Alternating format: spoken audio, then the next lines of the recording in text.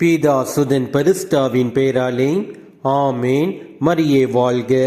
இன்றைய வார்த்தை, பிற இனத்தவராகிய நீங்களும் இயேசு கிறிஸ்துவுக்கு உரியவர்களாக இருக்க அழைப்பு பெற்றிருக்கிறீர்கள். And you also are among those Gentiles who are called to belong to Jesus Christ. ரோமையர் அதிகாரம் 1 வசனம் 6.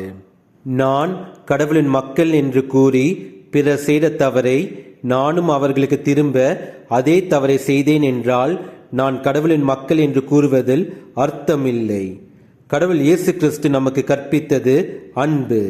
பழிக்கு பழி என்று ஒவ்வொருவரும் நினைத்தால் உலகில் அமைதி இருக்காது, குடும்பத்தில் சமாதானம் இருக்காது.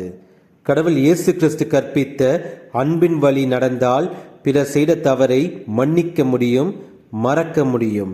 இன்று ஒவ்வொருவரையும் நம் கடவுள் இயேசு கிறிஸ்து அழைக்கிறார் அன்பின் வழியில் வாழ, நடக்க, செயல்பட. இயேசுவுக்கே புகழ். மரியே வாழ்க.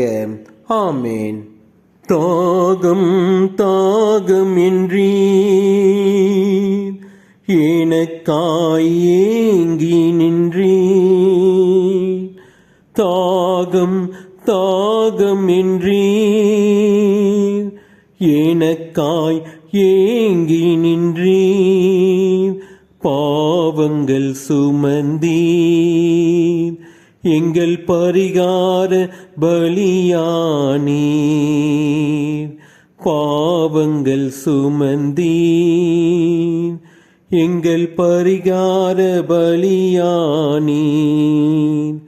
அன்பே கல்வாரி அன்பே, உம்மை பார்க்கையிலே என் உள்ளம் உடையுதப்பா.